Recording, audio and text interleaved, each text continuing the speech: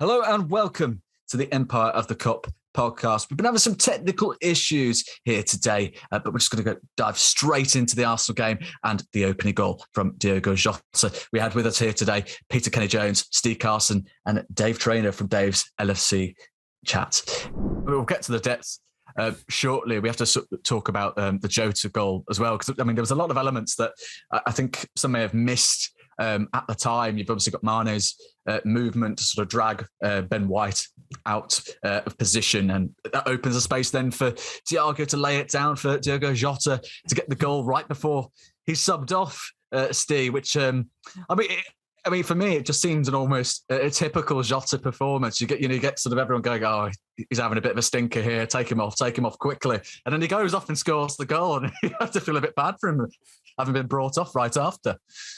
Yeah, I mean, I was one of those people. Don't get me wrong, I'm not calling for people to get hooked when they're having a bit of a bad game, but I thought Jota had a bit of a quiet game, and it was coming up to the 60th minute. I was thinking, now is about the time that you'd probably be looking to make a bit of a change. So, I was in that same camp as well. But I mean, what Liverpool did, like Pete and Dave have both rightly said, Arsenal, obviously very good team and a very good run of form at the minute.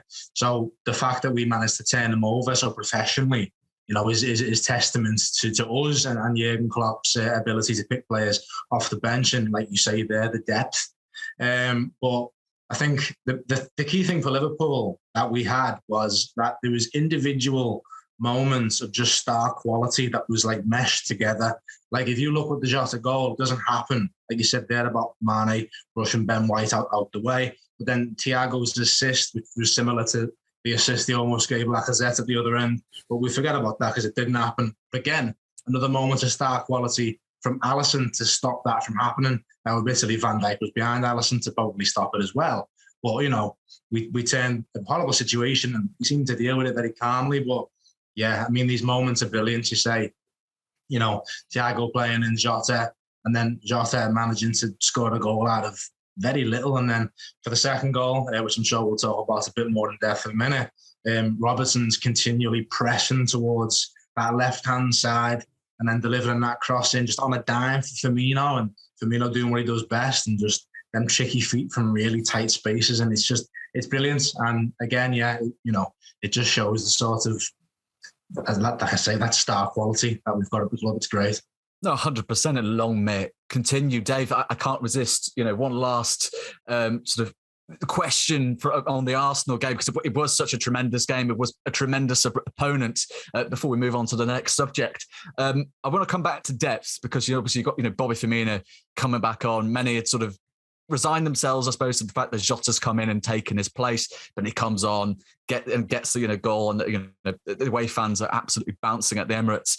I suppose my question is, what sort of really stood out for you this season? Because we've got players, in the first team, you look at, Alisson Becker, Thiago Alcantara, João Matip, who've really sort of stood out this season, João Matip in particular. But then also, there's a strong case to be made about the depth at our disposal. Klopp has come out and talked about this being one of the best squad he's ever had available. So is it more of a question of the depth we have available, or is it just a lot also, the quality we have in the starting 11 really shining through?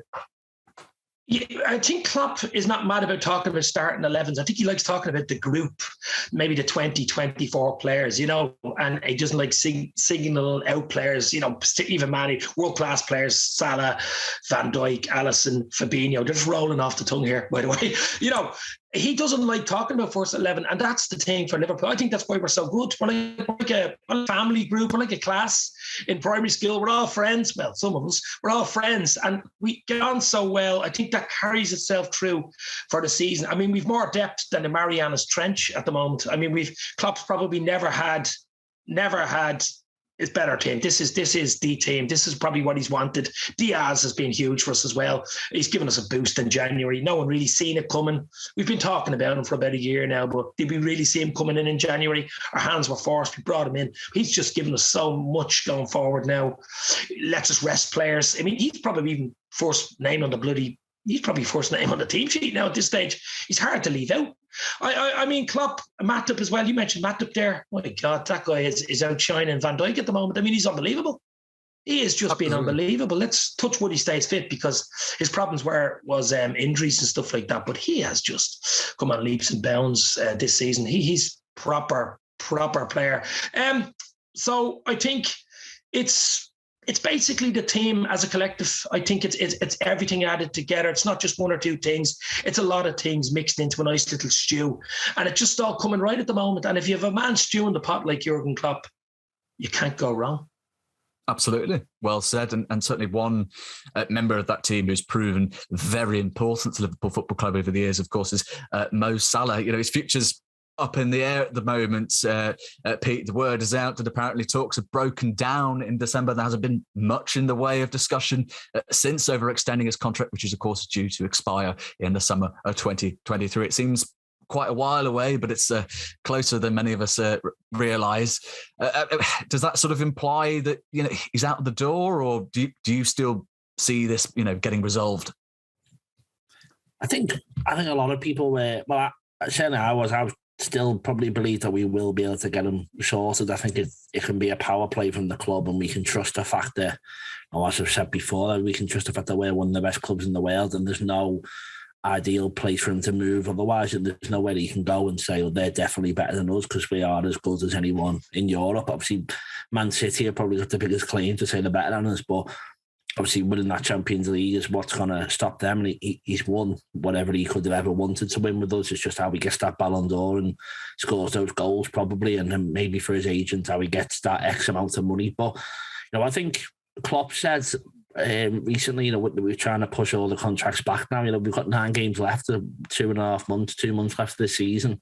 There's bigger things to focus on. If Salah leaves. If we were big enough to give Wijnaldum a big sending off, then we should do the same for him, no matter what he does. And no one's bigger than the club, and we can move on. We've proven yesterday that we didn't need him. As much as he was good, we had 4 other options, and I don't think he outperformed Firmino or Jota. And, probably as good as the others. And that's, again, no slight on Salah and no slight on the others. As we've just discussed, we've finally got options and strength and depth. So I think we're in a powerful position, and you'd think that we would be able to finance a replacement.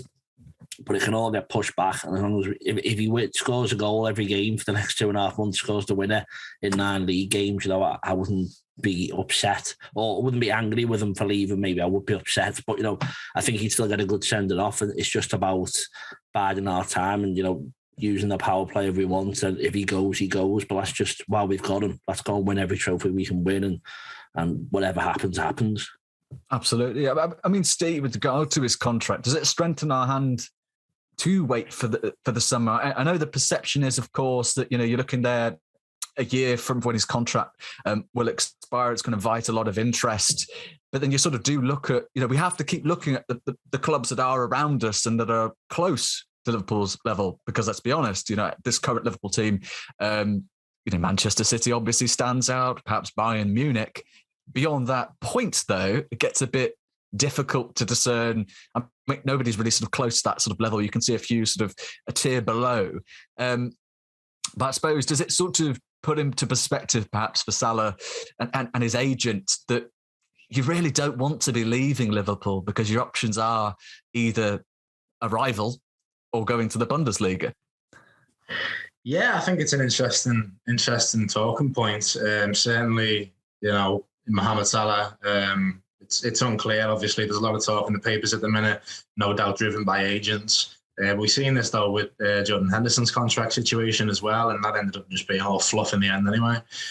So it's a lot of talk at the minute, but it's definitely an interesting, thing to think about in regards to, if Salah leaves, it's something for him to think about as well. What's going to happen from here? Gini Wijnaldum leaves Liverpool at the high point of his career, and obviously it seemed like he wanted to stay for, for whatever reason, he's been moved on. The club's deemed it, whatever, XYZ, he's moved on. And it's not worked out too well for him at Paris Saint-Germain. And that was the case for Xherdan Shaqiri when he moved to Lyon. Obviously, he's moved for different reasons. Shaqiri couldn't really get a game, but the grass very rarely is greener when you leave Liverpool.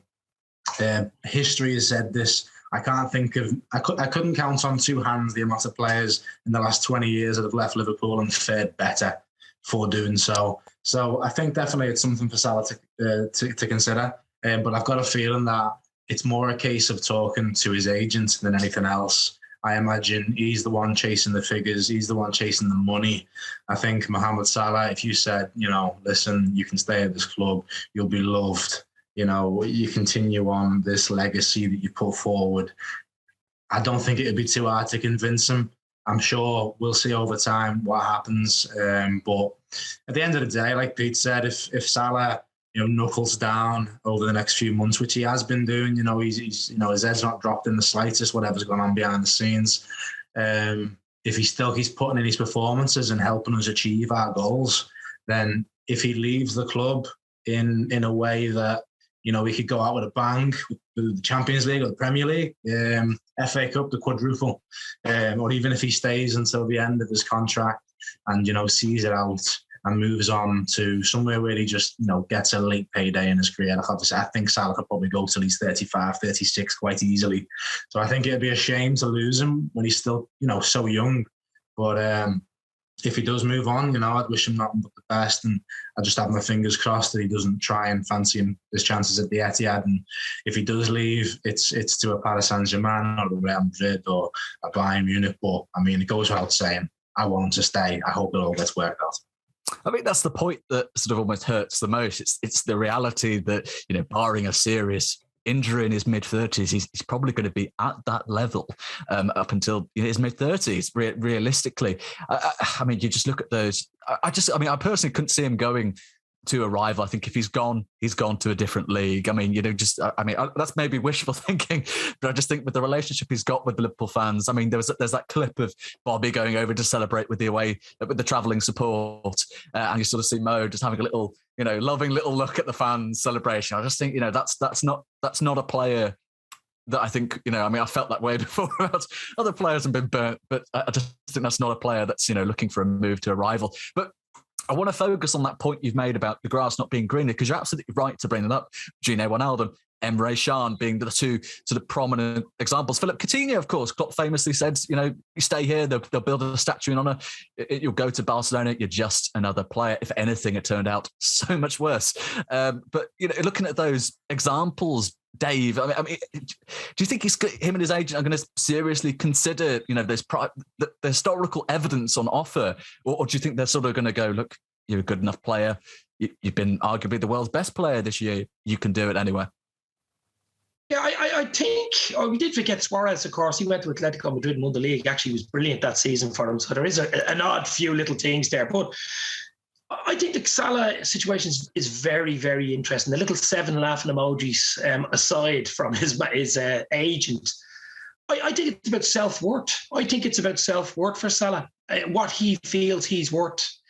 I'm not on about the 350 or 400,000 a week that they're talking about and stuff like that. I think he's worth that anyway. Let's be real. Liverpool's a business. They look at it business-wise. They they won't look at it any other way. But I think he signs for us. I think in the summer he'll sign a long-term contract. But I really do think Salah, it's about self-worth and what the club think he's worth and what he feels he's worth. You know what I mean? I mean, the agents would be in his ear, I'm sure, like all agents are, and his group around him would be in his ear, his friends and his family, and saying, you're worth more than your 280 a week or whatever you're on. You're worth double that, or you're worth. And they're probably pointing out 2 or 3 players in the Premier League, like KDB and some other players, Pogba, on $500,000 a week, and going, hold on for a second, So you get all that. But I don't think Salah's a money man anyway. He's a family man. He's a religious man. He's a humble man. I don't think it'll come down to money. I think Salah will sign. I'm hoping he does, because if he goes to another Premier League team, he'll ruin his legacy, to be fair. If he goes to City, he might as well forget about it. All the good work he's done will go out the window. He cannot stay in the Premier League if he does. But I think he will do it. The big question is, will Klopp follow him? Hopefully. But I think Salah will. I think Salah will sign the deal. And but as I say, it's about self-worth for Salah, and I think he's worth whatever we're willing to get him and more, because he's been absolutely brilliant for us. Brilliant. I think this is the thing. When the story sort of initially came out, I think, amongst many Liverpool fans, I was a bit sort of livid with Liverpool. I was like, this is one of the best players we've ever had. He rightfully, by the end of his contract, will stake a claim probably to the greatest all-time Liverpool 11 that there is, that we can think of. But, as things have gone on, you get more in the position of, you can understand where the club is coming from. We built the wage structure in place. You look at the examples, over the pond at sort of Barcelona, and how, an unhinged transfer and wage structure sort of results in financial calamity. And again, like you rightly mentioned, with Mo, it is about feeling worthwhile and feeling appreciated by the club, and you can certainly appreciate where he's coming from there. But speaking of Barcelona, Pete, one of I'm not to say a bizarre story has popped up with Liverpool having reportedly made a contract offer to Barcelona's hot-shot teenager, Gavi, amounted to £100,000 per week. This comes from Gerard Romero. He's obviously coming to the end of his contract this summer, I believe. But given that, you're looking at sort of what Salah's on, seems a bit unlikely, doesn't it? Oh, yeah, it's hard to know. It's all paper talk, and you never know how to take any of these things. But I think, if he's decent enough, and Barcelona, we know they can produce a few decent players, don't we? And if it's coming up to a point where we can just offer the contract and maybe think long term, if it's, because I saw $100,000 a week, and if we see that and we get him, he's only 17, 18, you get him on a 5-year deal, we could be worth that money if we're not paying much otherwise for him. So you never know what's going to happen. And it seems more of an FSG signing than it does giving Salah $400,000 a week when he's 29. So, maybe it's a way to appease fans if you get a young kid in from Barca, but it's hard to know because they're not what they were, and they're definitely not performing to a level that they would have. And if it was a better side, he would have had less game time. But if you look back to maybe the likes of Cesc Fabregas when Arsenal got him young, that worked for them. So why not take a risk? I'm sure if the scouts have watched them and they think it's the right person, they don't often get it wrong, do they? So, and at the moment where, as we've discussed with the Salah deal, we're one of, if not the best teams in Europe. So why not? If he's out, he's available, and he's that good, maybe it is worth it. It's just obviously up to what Klopp and his scouting department thinking, I'll back them whatever they want to do. If they think he's worth $200,000 a week, then he's worth that to me as well. So, yeah, it's probably just a wait and see, isn't it? But yeah, it's an interesting one, and we'll obviously keep an eye out for it.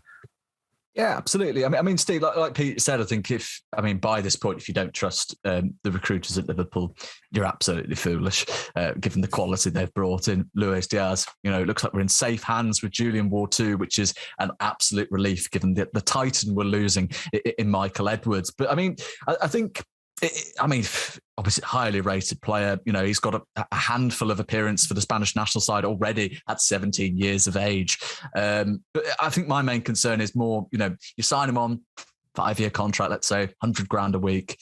And then, gets towards the end of that, 21, 22, you're thinking, you've really improved. You're one of the top sort of midfielders of your generation. And the lad goes, give me double. Or give me more, reasonably, depending on how good he is. Given the current concerns we're having, with Salah, and obviously Salah's 29, that's a difference. We're getting a player, in his peak, rather than Gavi, presumably 21, 22 years down the line, who, will want more if he is, at that point in time, a quality midfielder. Yeah, I mean, if we play devil's advocate and assume that Liverpool are interested in Gavi to the extent that has been reported, then yeah, I mean, it puts the club in a situation where you could have something similar to what's happening with Mbappe now. He could be leaving. He looks very likely to leave PSG on a free transfer, and he's, arguably the next best thing in the world if he's not already at that point. Which, I'd say he's in the conversation of the top 5 in the world at least. Yeah. It opens yourself up to that kind of situation. But, like Pete said, sometimes these players, opportunities can come along and you've got to snap up these young players while you can, because if we were to give him, hypothetically speaking, a 5-year contract and he rides that until he's 22, if we've got a quality player there, like you see the likes of Harvey Elliott now, Obviously, Elliot's tied down for a number of years, and he'll be in a similar position as well when he's in his early 20s, where he could obviously just turn around and say to the club, "This is what I want," and it's magnitudes what he's on now, which could be fair enough. But yeah, obviously, it does put the player in a bit of a strong position, but they have to perform for those years as well, which benefits the club, which kind of harks back to what Pete was saying before about Mo Salah. The most important thing is that while you've got the player, they perform for you. If they want to move on somewhere else, I think Klopp's at least hinted at it, if not said it explicitly in the past. He doesn't want a player who doesn't want to play for Liverpool. So if at the end of those 5 years the player's kicking up a bit of a fuss, let him go. Doesn't matter. We've said before, grass isn't always greener when you leave Liverpool. Sometimes it is for some players. Dave mentioned there Suarez. There are players that have stood out, that haven't, improved or gone on and, found success elsewhere. So these things are in football. But, just to speak on the actual validity of the Gavi rumours anyway, I'm not too sure if I buy them at the minute. I think it's a very easy, two dots to line together. As Pete said there, it seems like a very FSG signing. It is sort of like young player can get on a cheap deal.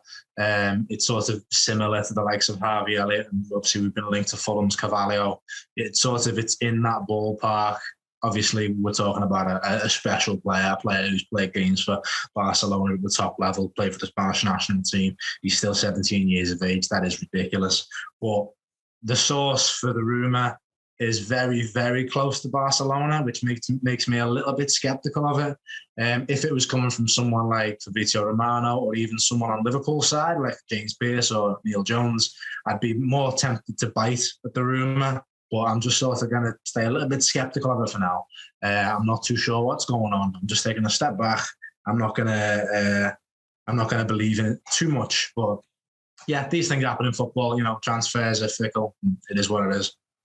Some scepticism from Steve there, and certainly not without good reason. But hypothetically, Dave, I'm not sure how much you've seen of Gavi at Barcelona, but would you be inclined to sort of wait for the summer for a potential contract expiration? Or do you reckon it's, one, Liverpool, if they are genuinely interested, should be moving in and shooting their shot early? If they're interested, they're already in there. Let's be real. Liverpool don't sit. I know you could say the same about Diaz. That was a different type of thing. That was literally Spurs moved, and within a few. I think I was talking to James Pearce 2 weeks ago, and he was saying, I think it was on the Tuesday, Liverpool found out about that Spurs had put a bid in, and bang, by Thursday night they were flying over to Portugal. That was a bit unusual, I thought, for Liverpool to react like that. The Carvalho one as well. I'm hoping that one goes through. That's interesting. This one I don't know much about. I think there's not enough meat on the bone for me with this one. But back to the point about if that young lad did sign for us, but he looks any decent player at Barca, he looks like the next big thing. If he did sign for us on a 5-year and he was 22 or 23 and looking for more money, that means he's had a good few seasons with us, and that is a good position to be in, and that would a position I'd like to be in, because that means that he's been very successful with us. And if he's looking for more money, mostly, so I don't know about this one too much, whether it's true or not. But the Carvalho one is interesting, and hopefully that one gets done, because a similar situation, as you know, Michael Edwards is leaving pretty soon in the summer. Julian Ward's coming in, obviously the next big thing, and hopefully there's a nice transition there. I'm sure there will be a nice transition, but it is an FSG type signing. That's the only thing I have a caveat on this one from Barcelona, because he has the profile of an FSG signing, but we'll wait and see. I'm not 100% about it at the moment. Absolutely. One to keep an eye on, certainly, Gavi at Barcelona, top talent. For now, though, of course, we've got a clash in the FA Cup quarterfinals against Nottingham Forest to look forward to. For our viewers, of course, the last time we played against Forest, it was a 2-2 draw at the City Ground in the English top flight. But back in the FA Cup, we met them in 1989, and it was a 3-1 win for Liverpool at Anfield. Pete, do you reckon it'll be a big one for the Reds? Well, I think he's going to probably go strong. We've got the international break going after. I think probably the lads who aren't going away with an international team might get a game. Obviously, we're hoping to get everyone back fresh to come and attack the final section of the season. So I reckon, obviously, Bobby's not been picked for Brazil, and like Sir James Milner, and that will probably play. But I think there's no reason not to go strong. Obviously, you never know what's going to happen with an international break, but it does feel like a week off for those fans who aren't watching anything else. So it's just about making sure we win. Obviously, you can make quite a few subs in the cups and that, so we can hopefully bring them off when we've won. But yeah, I think he'll go pretty strong, and I think it's just about getting to Wembley again and just the momentum of this. I think ordinarily we might think, let's just concentrate in the league and the Champions League, but I think it would be a massive blow if we did manage to lose, especially given being a championship opposition. So it's just going to be, just don't mess this up, nothing stupid, just go on professional performance like we do every week and just try and get ourselves in the half of the next round. Same memo as it'll be for when we get to Champions League quarter-final draw sorted. It's just all about keeping the winning going and keeping that momentum up, and hopefully we just get ourselves in the next round and get another trip to Wembley, which would be nice. We'd all love that. I mean, Steve, it's an interesting point, Peter, because generally, and given the quality of opposition we face, with all due respect to Nottingham Forest, we'd be rotating the side a bit, giving some youngsters some run-outs, giving the likes of Kostas Tsimikas, Taki Minamino a go, Divock Origi, of course, who's been absolutely superb from the bench for us all season. But, as rightly mentioned, there is the international break coming up. So does that for you really change how we're going to set up? Yeah, to be honest with you, I don't think Jurgen's going to go full strength against Nottingham Forest. I think he will recognise that he might as well sort of leave some of his key stars on the bench, particularly ones that have played a lot of games lately. I was talking about the likes of Mo Salah, who seems to be, relentless at the minute. Some of the midfielders, defenders, obviously we could, like you just mentioned there, Tsimikas, there could be a bit of rotation back there. Good chance for Kelleher to get back in goal as well. It'd be good to see him back in the cup. I think he more than deserves to continue featuring the cups for Liverpool. I think it'd be great to see him there again. And it's going to be a bit of a mix and match. I think we're going to have a good mix of. It's going to be stronger than what I think Nottingham Forest would have got had there not have been a international break. But Nottingham Forest. It's nice to come up against a club that has actually won a good number of European Cups, which you don't usually get in the FA Cup. And it's not a team that we naturally hate, the likes of United and Chelsea. It's a team that I feel somewhat neutral towards. So that's, it's a nice change of pace, but they will be bang up for it, and so will their fans. It's going to be one of the biggest games they've had in years. It'll be some of the biggest games their players will have played in their career. It's going to be a huge affair for them, and it would be daft if Liverpool took it lightly. So yeah, I think it'll be a strong team, but I think there'll be a few of those key players that have played quite a few games of late that'll be given a bit of time off. A huge game for Forest, but a game carrying some magnitude for Liverpool too, Dave. I mean, we get past this and, we're through to the semi-finals of the FA Cup. We're getting closer to silverware in the Champions League. We're points behind City, 9 league games to go. Every single one of these games will be a final. Jurgen Klopp's own words, as replicated by his own players. I mean, it's getting exciting, isn't it? Absolutely, my friend. Absolutely. Listen, I think he goes strong. I think he goes quite strong. I think because of the international break as well, I think that's another reason why he goes stronger than he usually would go. I think even Mo starts. I really do. I think Mo starts against Forest weekend. They're a decent side, Forest. We know what they did to Arsenal. They are very good that day. The crowd will be up for it. The old school English ground. I was actually in that ground before. It's a real old school ground, Ed County ground. So, look, I think Liverpool, as you say, semi final. Is that Wembley semi-final, is it? Is it neutral ground semi at Wembley? Yeah, I believe so, yes. Yeah. So for me, it's huge. And it's just about continuity for Liverpool. Don't want to slip up here. 1 step away, 2 steps away from another final, another domestic final. So I can see Liverpool going very strong against Forest, and it's exciting times. League Cup in the back pocket, quarterfinals, FA Cup, 1 point behind Manchester City. Champions League draw tomorrow, quarterfinals. I mean, what a time to be a Red, lads. What a time. The quadruple hopes remain very, very much alive. I know we talk about it and you sort of want to wince a little and go, Don't mention it. But it's exciting. It is exciting. I mean, Dave, before we sort of finish off, I mean, where do you stand on score predictions? Because we've had some guests. I'm pretty good, actually. I'm pretty good. Okay, I should work for Paddy Power. I'm that good. Go on, anyway. Oh, well, go on then. What are you feeling for this one? For Forest, 2-1 Liverpool. 2-1 Liverpool, straight to the point. Straight out, 2-1. We love to see it. Pete, how about you? You've been a fan of the big one, so we're going to see a continuation. Well, let's give the people what they want. Yeah, I think we're going to go strong. I think the message is going to be go win the game and take it and you can enjoy your trip away with your international team. So go win the game early. So I think they might score, but I think it'll be out the way. I'll say 4-1. There you go. 4-1. Nice ambitious. Bobby Firmino, hat-trick. Hello. And he's given the player as well. No holding back. I mean, Steve, how do you top that? I will. Yeah, I mean, based on the fact that I think there will be some of the B team involved in this, and by that I mean like Minamino, Origi, Tsimikas, players that are going to be chomping at the bit to impress. And I think Forest are going to go for it. They're not going to show us any respect, and they're going to go for it. I'm going to say 6-3 to Liverpool. Wow. Oh, wow. There you go. Oh, my God. Just trying to trump here. I mean, Pete is absolutely, I'll change it to 10 Christ. He's done you that. Please shoot the gun. I was far too conservative with that. Well, I'm born in yours, yeah. Oh, my goodness. Well, I'll tell you what, I'm feeling, somewhere in between conservative and boastful. I'm going to go for a 3-1.